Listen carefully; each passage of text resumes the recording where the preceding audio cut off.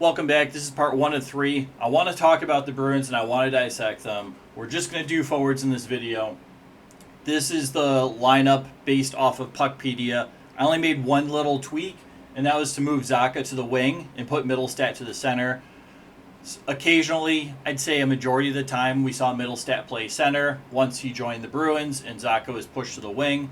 Depending on the situation, depending on the face-off dot, the side, the matchup, it would either be Zacha or Middlestat. They were pretty good at splitting face-offs for the most part. Middlestat took more face-offs while they played together, so I have Middlestat in the middle. That's the only tweak I made. There are players on the board that are important and will play a key piece, hopefully, throughout this year. Those will come in. I'm going to do a video on the remaining players with the prospects. Those players will be included there. They may be on the opening night roster. At the moment, we'll see what Marco Sturm does. A lot of coaches in the NHL like to lean towards the veteran side of the roster, especially on opening night. Depending on, it depends on the coach and stuff. Not every coach or every team does this. I don't know Marco Sturm at all in terms of his coaching style. So Puckpedia had a lot of veterans. That's what I went with. Let's talk about it, because there's a lot of other players that aren't included. I'll talk about them later. But let's dive into this. Just going to get a little comfortable. First line, I think your top 6 is pretty much set. First line, you have Morgan Geekie, Elias Lindholm, David Pastrnak. Really no surprise there. Geekie signed at $5.5 million. This is year 1 of 6. So he'll be around for a while, assuming he doesn't get traded. I did not look up trade clauses at this time. It's the summer. Geekie just signed the new contract, the extension or whatever. Last year, 77 games played, 33 goals, 24 assists for 57 points. It was a breakout year for him. What is he, 26? I think I have it right here. What's his Geekie? He just turned 27. All right. That's great. Geekie was really good to end the season. We'll see if he can sustain that hot streak throughout an entire season this upcoming year. I don't know. The flashes of brilliance were there. If he works hard, I think it's attainable. And he has to continuously work hard every shift. And I think he really showed that to end the season. We'll see. Excuse me. I don't know if the goal totals will be there, but when you have guys like Pastrnak passing you the puck, who's very shifty, it's more than possible. Centerman, first line center, Elias Lindholm. His contract is $7.75 million, also signed for 6 more years. And when I say that, I mean that includes this upcoming year. So this upcoming year plus 5 more seasons after. Last year as a first line center, 82 games played, 17 goals, 30 assists, 47 points.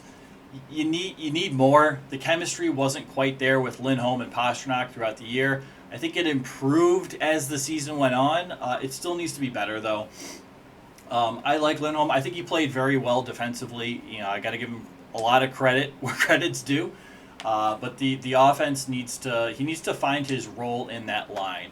There's a lot of Pastrnak and Geekie kind of generating that offense with Lindholm kind of being back, playing a more defensive role, which is, to be fair, the Bruins system and what Bergeron did, and somewhat what Krejci did back in the day, and Charlie Coyle for the most part, most games. Not every game. He was kind of an oddity, but a majority of the time that's how he would play, which was the Bruins system, right? But you need a little more offense from Lindholm.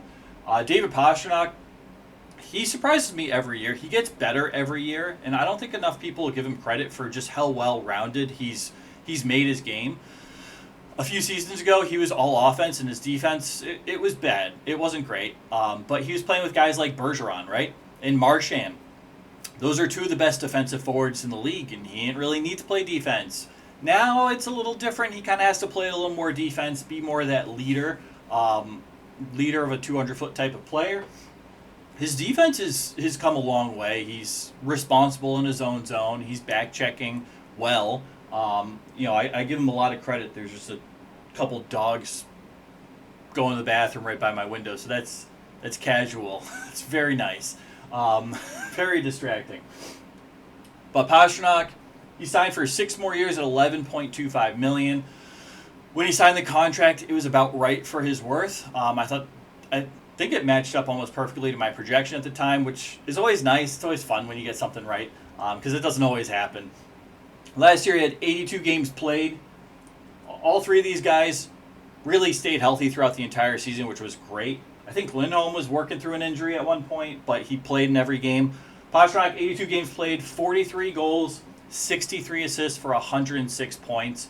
The second highest total on this board is Geeky at 57 points. The differences are insane. That's how good Pastrnak is offensively. You got to give him credit where credit's due. You know the other team is focusing they're focusing to shut down Pastrnak, and he still finds a way to put the puck in the net, to make great passes, to make great plays, all while improving his all-around game. So I got to give Pastrnak credit where it's due. I think he's one of the elite players in the league. There's really no question about that. He's fun to watch. It's a treat. It's really a treat as a Bruins fan. Next up, line 2, we got Zacha, Mittelstadt, Victor Arvidsson being the newcomer. Pavel Zacha signed for 2 more years at $4.75 million. Excuse me. I would expect some type of extension to come next year. We'll see.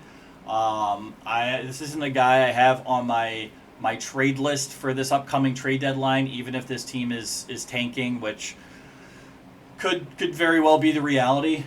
We'll see. I'm going to get into those predictions later. 82 games last year, 14 goals, 33 assists, 47 points.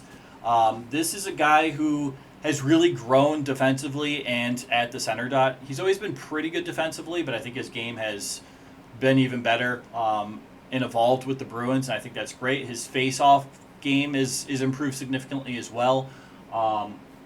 He's taking a lot of difficult face-offs, and he's winning them, which we've seen a lot of improvement since his days with the Devils to the Boston Bruins.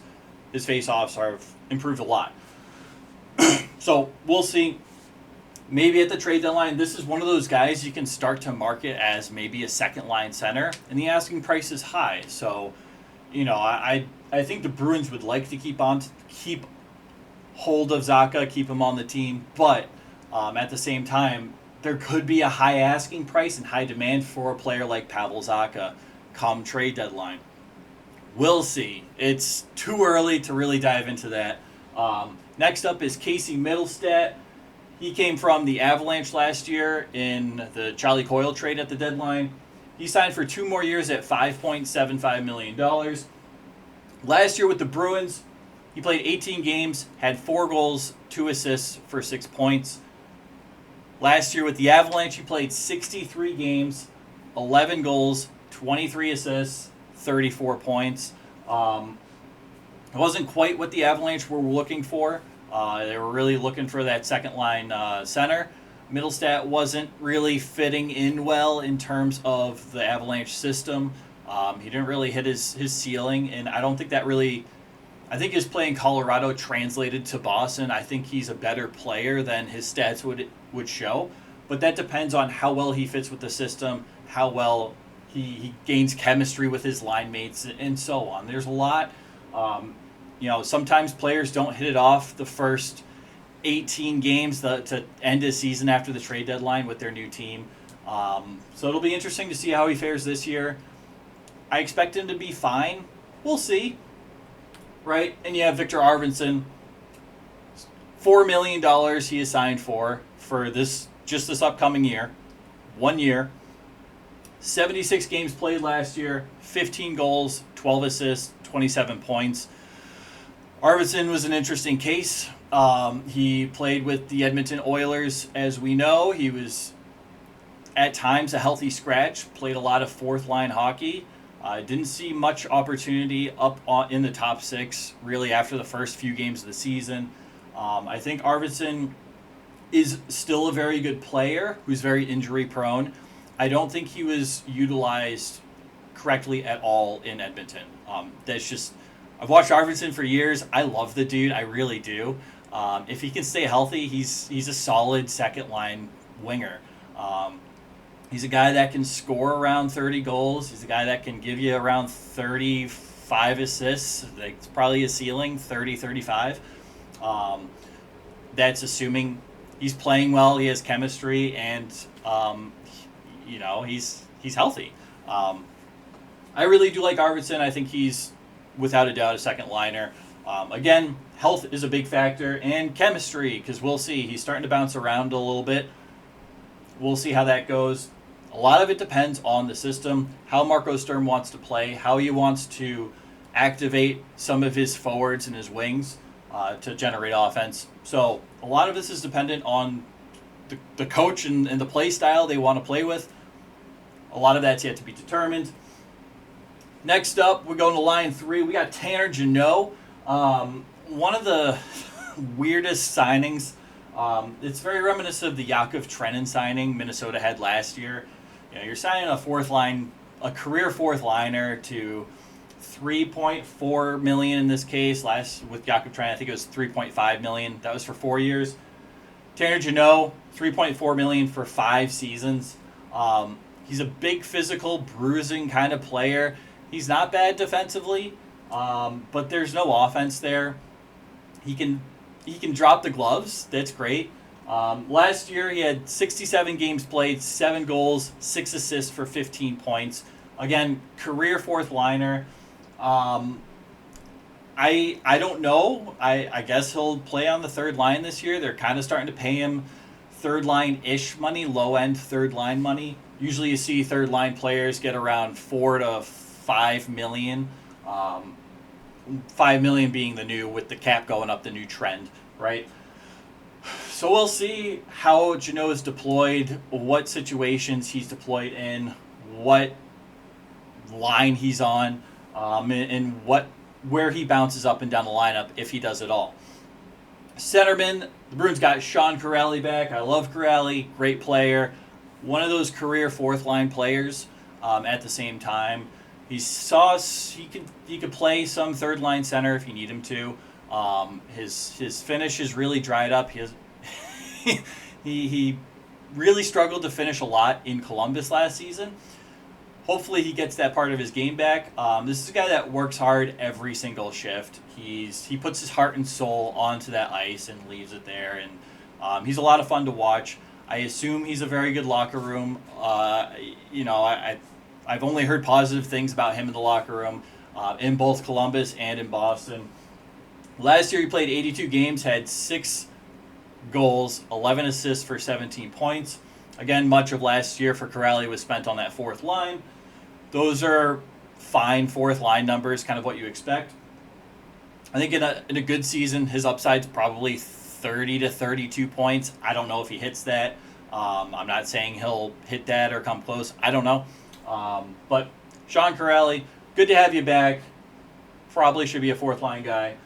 Anyway, and last up on this third line is Matthew Poitras. He signed at $870,000 for this last season, his last year of his entry-level contract. So he'll get some type of pay raise at some point. Last year he played 33 games, spent some time in the AHL, played very well in the AHL, mind you. This is also a guy this is a prospect who is touted for his 200-foot play. He can play defensively, he can play offensively. He struggled with that defensive play translating to the NHL. I think it improved last year. I think some time in the AHL really helped. Last year, again, 33 games, 1 goal, 10 assists for 11 points. I think this is kind of a promising prospect at this point. I know we haven't seen much, and there's been injuries, and he was drafted and then all of a sudden made a great impact the first few games. Kind of his trial period was at 9 games or something. The Bruins signed him, which was unusual, right? But he performed well, and he showed he can play at the NHL level. And then his offense kind of dried up. He was kind of a defensive liability, and he got hurt. That was his first year. Last year, again, split between the NHL, AHL. I think the AHL really helped develop him in his 200-foot game, in addition to his offense and his playmaking. More of a playmaker. So we'll see what he does this year. It might be another development year. It might not be. He might start to break out. Again, within the lineup, it depends where he plays and where he can move up. I would expect him to be the first one into the top 6 should an injury happen. Where in the top 6, I don't know. I don't necessarily see him playing that second line center. He needs work on his faceoffs, which, as almost every single young player that comes in the league does. Elias Lindholm in Vancouver, Connor Bedard needs to work on his faceoffs. Marco Rossi had to work on his faceoffs. That's improved. Macklin Celebrini, for example, and even going back to guys like Sidney Crosby. First few years in the league, they weren't good at faceoffs. Connor McDavid, not very good at faceoffs the first few years. You work on it, and then all of a sudden, they're really good faceoff guys, right? Not all of those guys, but some of those guys. So, take it with a grain of salt. He might get some development at center if it's kind of a lost season. We'll see. But it'll be interesting to see where Poitras slots into the lineup and where he's deployed. He's an interesting one to keep an eye on. I don't think he's going to have some crazy breakout year, but I don't know, 35 to 45 points would be really encouraging. Just going to throw that out there. Fourth line, Esimont. Again, career fourth liner is really his second. He really has only played 2 full seasons in the NHL, barring injury and call-ups and such. He signed at $1.45 million for 2 seasons. Last year with Seattle, 20 games played, 4 goals, 2 assists for 6 points. Last year with Tampa Bay, 57 games played, 5 goals, 5 assists for 10 points. Again, big bruiser kind of guy, fourth line player. Centering that fourth line, according to the Puckpedia roster, lineups, whatever, Johnny Beecher, $900,000 is what he signed for this year, for 1 year. This was his extension. He was a restricted free agent. Again, really just a fourth line player at this point. We'll see if he is a late bloomer and breaks out, but I'd be surprised. Last year in 78 games, 3 goals, 8 assists for 11 points. And moving on to Kastelik. I like Mark Kastelik a lot. He signed at 3 more years at $1.57 million. It's like 1.566 something. I got to start having this up. It's like 1.56666 all the way to the end. I rounded up to 1.57. 61 games played last year.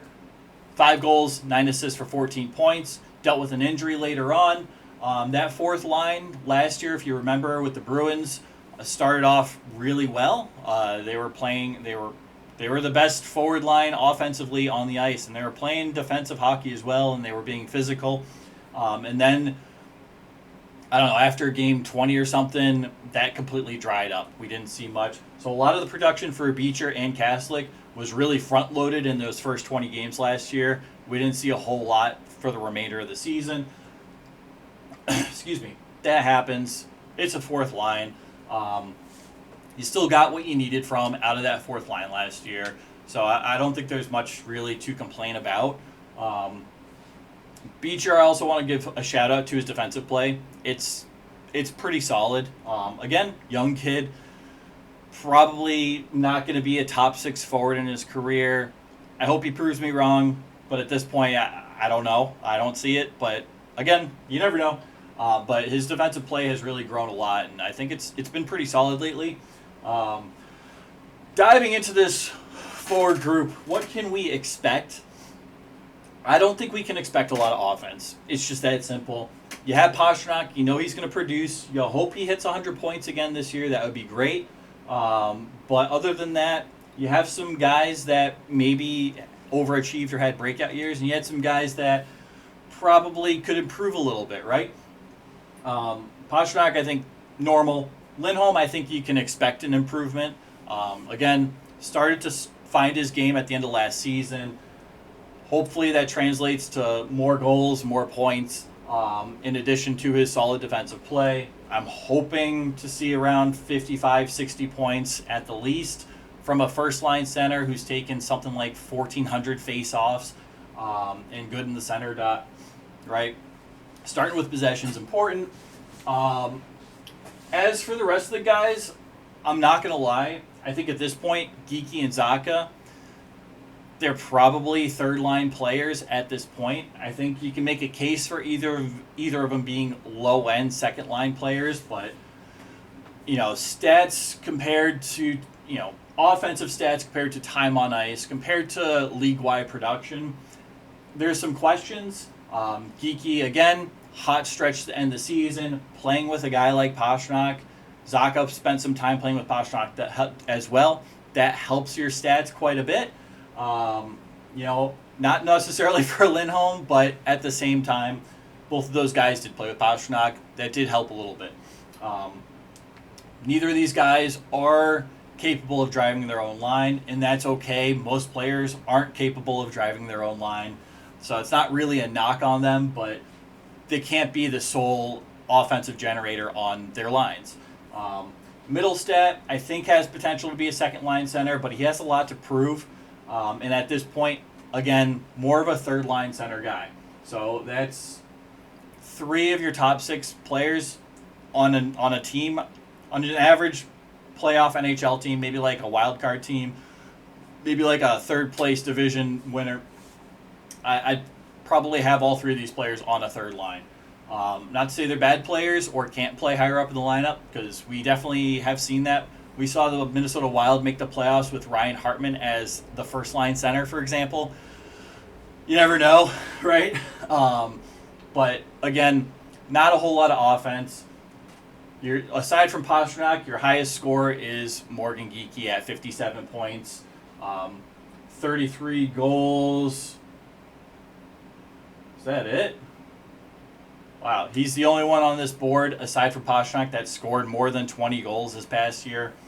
A little concerning. I think we can hope for Elias Lindholm to score 20-plus goals, but other than that, potential 20-goal scorers. You got Geeky, you got Zaka, you got Lindholm, Arvidsson maybe.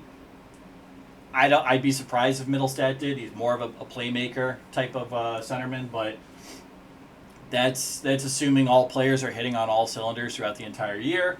I don't know if that's possible, and even so, sometimes you want a little more production offensively. You don't just want a bunch of 20-goal scorers, or 1, 2, 3, 4, 5 20-goal scorers. I don't know. We'll see. We'll see what happens. I could be proved wrong. And then the bottom 6, again, a little concerning. 5 of your 6 bottom sixers are career fourth-liners. It's that simple. None of these guys really have gotten a whole lot of opportunity to play on a third line with expanded minutes. A lot of these guys are big body guys who can drop the gloves, and I think that's what we're going to see. I think we're going to see a lot of defensive hockey from this Boston Bruins team, including their forward group, which is kind of how they're going to have to win games. They're going to have to win games by, winning them like 2-1 or 1-0 type stuff. It's going to be a defensive, gritty team to play against, which is fine. We've seen that work in the past. Again, you still need goals to win games. You need to score at least a goal a game to win. And that's assuming you're immaculate defensively and your goaltender and defenseman are all up to the task every single night, which is a big ask. But you have Eyssimont, Jeannot, Kastelik, Corrali at times, I guess. Arvidsson, I guess. I probably wouldn't lump Arvidsson in there, especially with the injury history. But you have a few guys that can drop the gloves and kind of play that nasty style of hockey if you need them to. Again, this isn't a playoff forward group by any means, at all.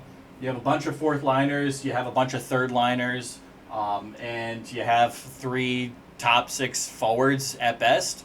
And 2 of them are realistically second line players. You have 1 top line player. So I have a lot of concerns. I think this team is not going to score a whole lot of goals this year. There's not going to be a whole lot of offense. I think a lot of the offense is going to come from Pastrnak. Hopefully Arvidsson comes in with in the wise words of Jack Edwards, a bee under his bonnet with something to prove. We'll see. I don't know, but this lineup, this roster, it's not giving me a whole lot of hope for a nice run this year, which is a little concerning because there's a lot of young players that probably, if you're not going to be good, you really should be developing your young players, your young prospects. And this lineup is very veteran heavy.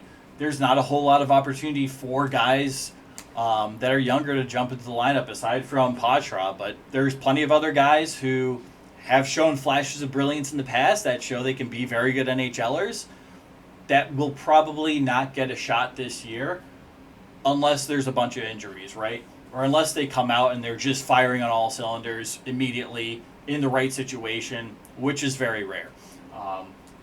So I don't know. I don't have a lot of hope. I'm going to dive more into that when I talk about the other players that are not on this board and the prospects, because I think there's a lot of opportunity to make this team good in the near future and make it a lot younger. But that's where I am with the forwards. Obviously, let me know if you have comments, whatever, you have thoughts. I'm not expecting this team to score a whole lot of goals this year. That's it. There's always debate. I know I mentioned that Geeky, Zaka, and Middlestat, probably third-line players on an average team or an other team, a different team. Obviously, you can debate that too. This is just my opinion. It's not... Just from looking at all the numbers and stuff, that's kind of what I've gathered. Watching them play, again, that's more or less what I've gathered. You can make a case for Geeky and Zaka being low-end second-liners from my research, and my that's my opinion. If you disagree, that's perfectly okay. You can definitely make an argument for these guys being top 6 forwards. So I might also do another video on just the contracts and the contract value as well of each player. But that's getting further down the line. This is just part 1 of 3. Just kind of starting to dissect the roster a bit and kind of seeing what to expect throughout the year. I appreciate you. Take care, all right?